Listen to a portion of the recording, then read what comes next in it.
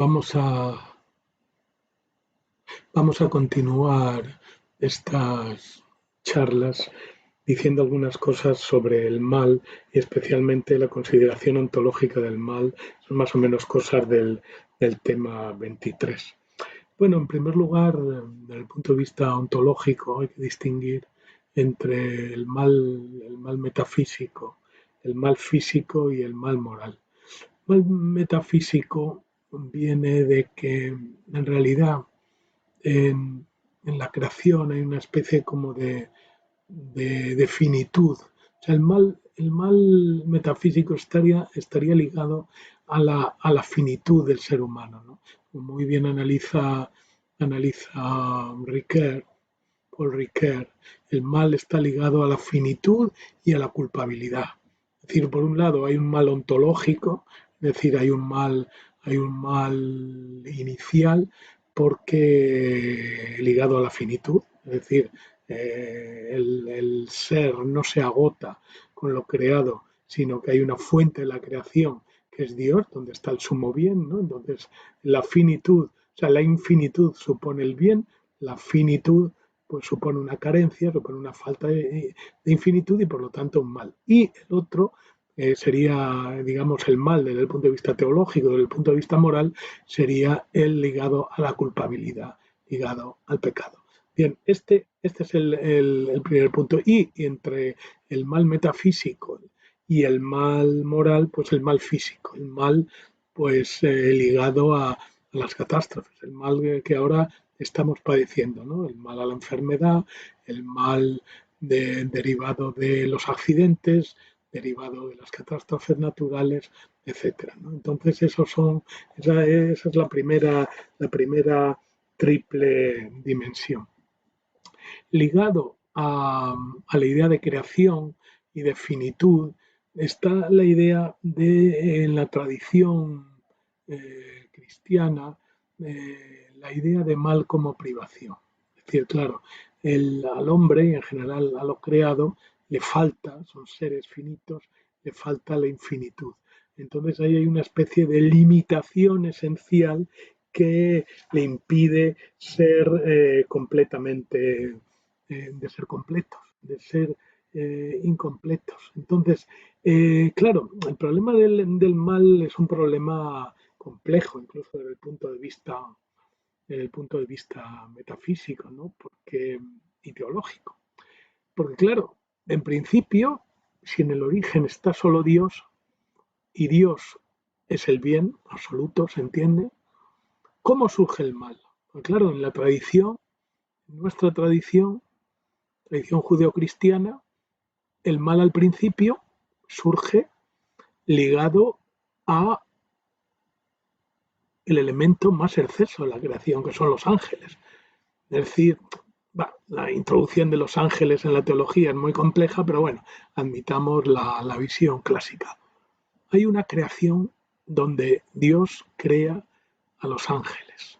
Esto no queda muy claro en la Biblia, no queda en el relato de la creación empieza con el hombre, no con el ángel, pero claro, hay que tener en cuenta que en la tentación a Eva aparece un ángel en la forma de la serpiente, con lo cual se supone que aunque no aparezca en el discurso de la creación, se supone que ese es el mundo finito, nuestro mundo, antes, previamente, ha tenido que haber todo el otro drama tremendo, ¿no? Que estudia Milton, que estudia Blake, de la creación y la sublevación de los ángeles, ¿no?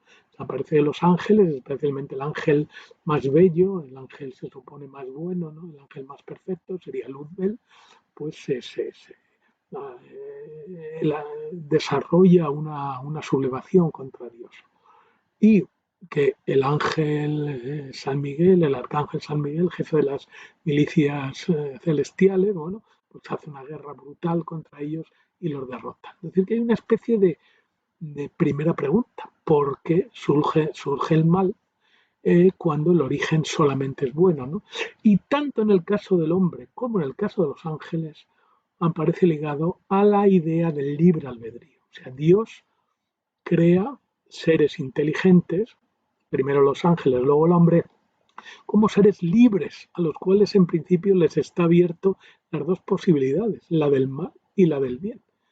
En principio, mal y bien tienen que ver con aceptación o rechazo de la voluntad de Dios. Supone que los ángeles se oponen a Dios por algún motivo que no queda claro, pecado de la soberbia, o sea, la excelsitud lleva a decir quiero ser Dios, ¿no? Ese proyecto luciferino fundamental, ¿no? Y entonces el castigo, pues ese es el castigo de la desobediencia, ¿no? Pero claro, en el propio paraíso, cuando el mito del origen del mal en el hombre, ya Dios les pone en el paraíso con dos árboles fundamentales en el centro del paraíso, no hay que tener en cuenta, bueno, esto es muy bonito, ¿no? La idea de que el paraíso, en zonas sobre todo tan secas como donde origina la Biblia, pues está ligado a la idea de jardín, ¿no? Sería muy importante esto, ¿no? Esta metáfora del jardín como el símbolo del paraíso. Bueno, pues en el centro del paraíso, ese huerto, que por cierto, al principio lo construye Dios como trabajador, ¿no? Como no solo como alfarero, que hace al hombre a partir del barro, sino también como agricultor, las dos. O sea, Dios aparece en las dos dimensiones, ¿no? Una dimensión, las dos dimensiones fundamentales del trabajo en la antigüedad. La fundamental como horticultor, como agricultor y en segundo lugar como artesano, como alfarero, ¿no? Construye cacharros y uno de los cacharros que construye pues es Adán. Entonces es interesante que ahí en ese huerto inicial que es el paraíso, hay dos árboles, el árbol de la vida y el árbol de la ciencia del bien y del mal. Es decir, que ahí está abierta la posibilidad. O sea, la posibilidad del mal para el hombre aparece ligada a, primero, hay una dualidad, árbol del bien, árbol del mal, una norma de Dios, puedes tomar de todos los árboles menos de este, porque si no morirás, un origen externo del mal que viene a través de un tentador además, también claro, como siempre, las fábulas, los mitos, son mitos que transmiten mucho más de lo que dicen, digamos, primeramente, claro, la tentada primero es Eva, cual, bueno, ahí viene ya, claro, en especial la misoginia original, que por otra parte no está directamente, porque dice hombre y mujer los creo. Dice, y te doy a la mujer como ayuda, ¿no? Como igual que tú, respétala. O sea, por un lado hay una idea absolutamente igualitaria, pero lo cierto es que luego el mal en el mundo entra por una mujer y por eso luego aparecerá la Virgen María como la segunda Eva. El mal entra por Eva y el mal sale por María, ¿no? Entra por una mujer, sale por una mujer. Pero aquí lo importante es, primero, hay árbol, ciencia, bien y el mal, prohibición, tentación externa, hay un ángel que se presenta como una serpiente y primero cae, ella comió y luego dio de comer a Adán. Por cierto, Adán, claro, le echa la culpa a ella y dice, no, no, fue la mujer la que me indujo, pero bueno, en el principio es que cayeron los dos. Es decir, dense cuenta de cuál es la presentación, ¿no? El origen está ligado a la libertad del ser humano. El mal aparece ligado a la libertad, aquí del ser humano y antes de los ángeles. Es decir, que en toda nuestra tradición occidental está ligada la idea de mal a la idea de libertad. Claro, esto tiene un fundamento esencial. Claro, el problema del mal no se puede atribuir a Dios, porque Dios es el principio del bien. Entonces, el mal no está causado por Dios, sino solo permitido. Entonces ahí está el problema. ¿Y por qué? Porque introduce el libre albedrío. El libre albedrío tanto en los ángeles como en los hombres. ¿Y por qué? Pues fundamentalmente para que el castigo sea justo. Claro, Dios, si es el causante la única causa o la causa última y definitiva de la acción humana y de la acción de los ángeles, no puede ser causa de lo que hacen malo. Y entonces, si fuera causa de lo que hacen malos, no, primero, esto no sería malo, y segundo, si fuera malo, no los podría condenar, porque al ser la causa de las acciones, tanto humanas como angélicas, no podría condenarlos como juez, lo que él ha empujado como creador y como providente. Entonces, claro, primero, Dios no es el origen del mal, el mal se deriva del libre albedrío, y el libre albedrío es lo que permite que Dios nos castigue de forma justa, porque el mal no depende de él sino de nosotros. Esta metáfora, esta idea, este mito es el fundamental en nuestra cultura, ¿no? Ese es el punto esencial, la relación esencial entre el libre albedrío, pecado, castigo, justicia del castigo. Ese es el punto. Claro, la pregunta a continuación es ¿y por qué Dios, que es principio de toda bondad, admite el mal? Ahí la interpretación, la explicación más clara, más organizada por un monstruo que fue Leibniz, viene a ser porque partiendo de una concepción del mundo enormemente plural, enormemente, digamos, múltiple, incluso Leibniz, el que habla de innumerables, infinitos mundos posibles, y cada mundo posible tiene una estructura definida, una proporción definida entre bienes y males. Y Dios lo que elige es el más perfecto. Y el más perfecto no es el que estaría solamente hecho por bienes, sino el que la proporción entre bien y mal es la óptima. Entonces, hay una idea, incluso un racionalista tan optimista como Leibniz, la idea de que a veces es necesario el mal para conseguir un bien superior. Entonces, es un punto fundamental, que, digamos, la paleta con la que se pinta el mundo es una paleta de claros oscuros, y un mundo hecho solamente de claros sería imposible. Es decir, que en ese sentido la conjugación entre los claros y los oscuros, entre la luz y las tinieblas, entre el mal y el bien, es variada. Y Dios elige siempre optimizando. Dios es un optimizador de bienes, por eso prefiere el mundo en el cual la mezcla de bienes y males es óptima. Entonces es un punto, se habla del optimismo leibniziano, claro, pero lo que hace el optimismo leibniziano es lo que tenía que ser pesimista, porque lo que hace es justificar la existencia del mal en el mundo como algo no solamente ineluctable, sino como algo bueno, ¿no? Entonces yo creo que ese es un punto absolutamente esencial, ¿no? De relacionar mal con mal moral, ¿se entiende? Mal teológico, o sea, mal como pecado y mal como acción humana, con la, con la libertad. Yo creo que ese es un punto en el cual, bueno, pues ahí hay la concepción, eh, otras concepciones del mal, por ejemplo, bueno, pues la que hace Spinoza también en el 17, ¿no? Que el mal es pura negación, pura negatividad. O sea, el mal es, como dice en su espléndida lectura Deleuze, es un subproducto, es un resultado no querido de combinaciones desgraciadas de bienes. Es decir, que no todas las combinaciones de cosas en el mundo son compatibles. Por ejemplo, él dice, pues el veneno al vidrio no le hace daño, pero al estómago humano sí.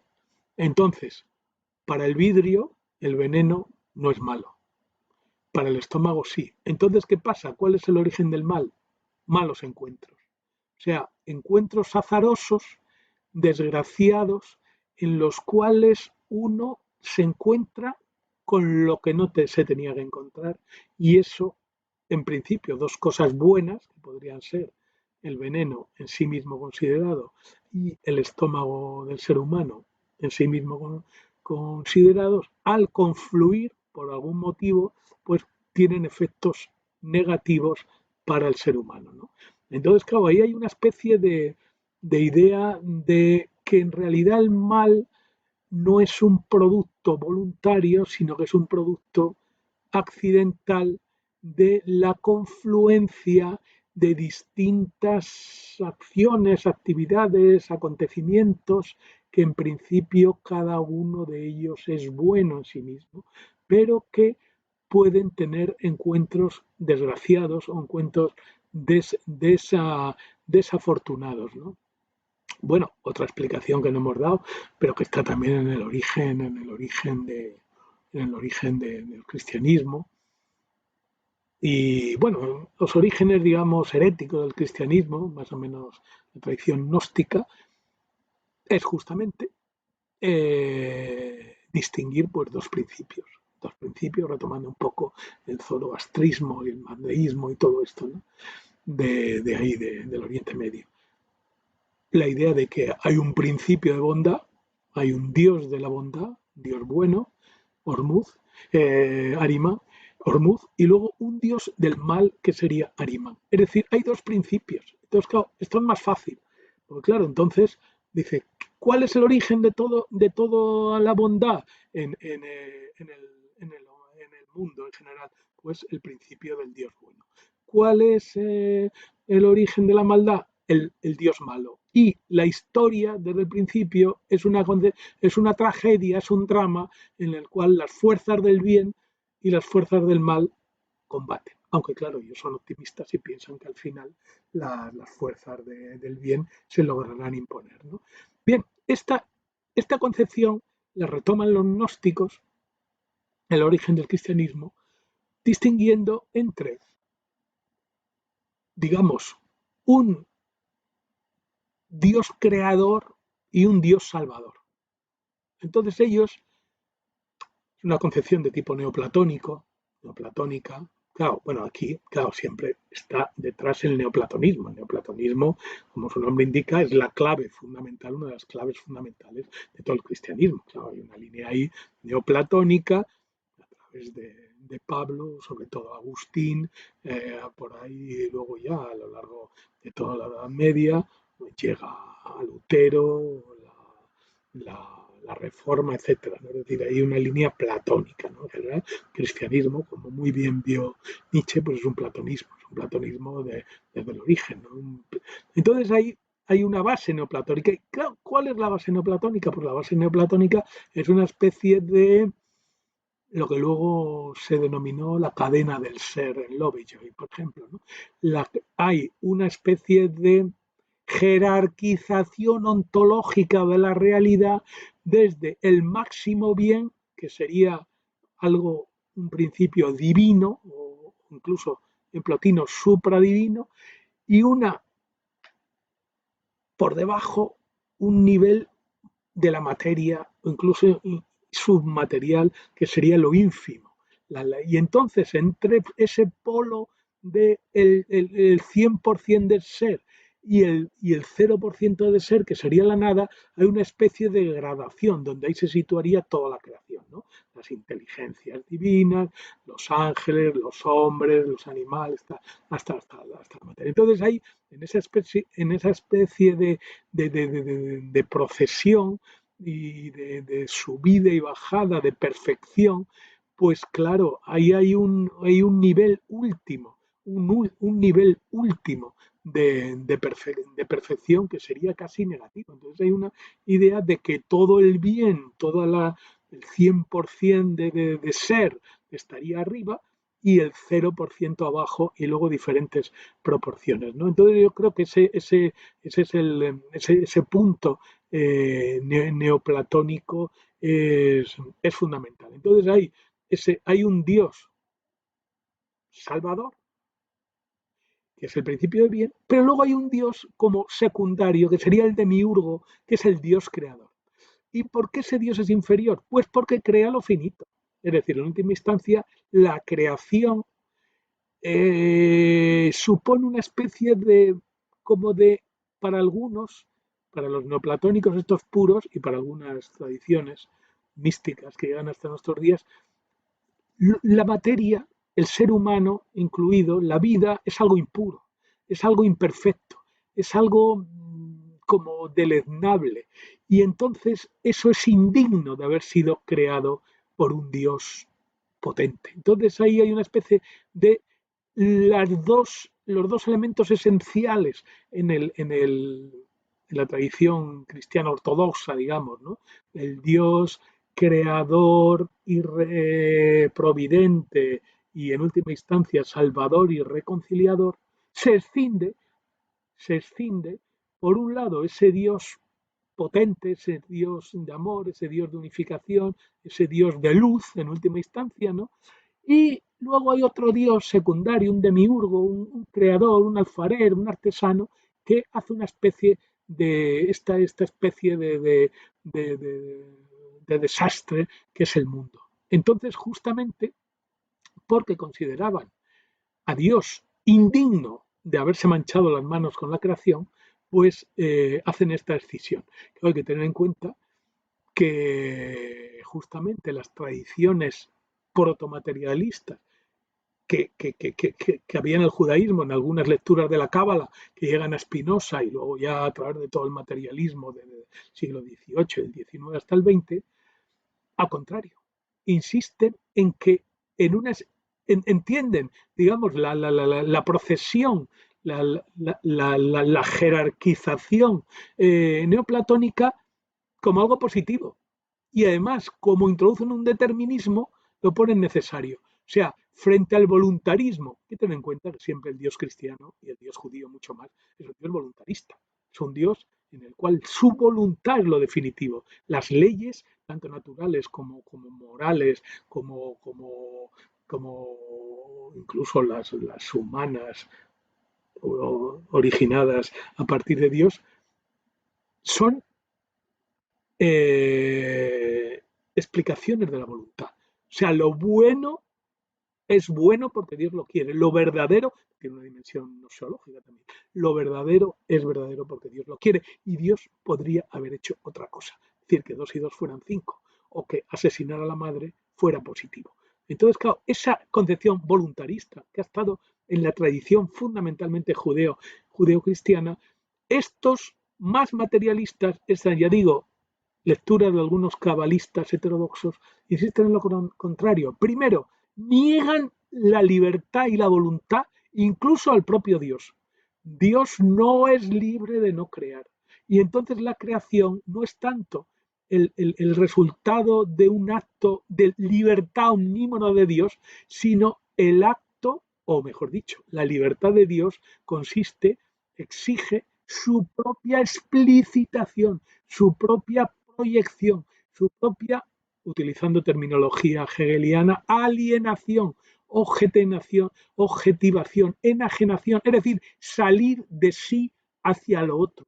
Entonces, eso es necesario. Y entonces, la creación es importante porque es el desarrollo necesario, imprescindible de la propia esencia divina. La esencia divina no es completa sin su creación. E incluso, como dice Spinoza, la creación, y Hegel, agota sin residuo la propia esencia divina. La esencia divina se agota en su propia creación. Creación que al final, claro, a partir de la negación hay una especie de negación de la negación y una síntesis originaria en que vuelve al origen, pero el origen ya, o sea, el Dios es alfa y es omega, pero el omega no solamente es el alfa más la negación del alfa, es decir, más la creación. El Dios al final, el Dios último, es un Dios que tiene en sí mismo su propia negación, su propia negación como objetivación. Y en ese sentido es más rico al final que al principio. Claro, esto es completamente contradictorio con la visión clásica, aunque ha habido teólogos que lo han recogido, ¿no? Han dicho un Dios impotente, un Dios, un Dios que necesita la creación, es decir, un Dios incompleto, que necesita al hombre, la idea de Giordano Bruno, el hombre como co-creador, es decir, que hay una especie de apoyo, de continuación de la labor divina que no se podría concluir sin la labor del hombre. Bueno, pues yo creo que ahí ya hemos planteado un poco esa tripartición de mal físico, mal metafísico y mal moral y lo dejamos aquí. Muchas gracias.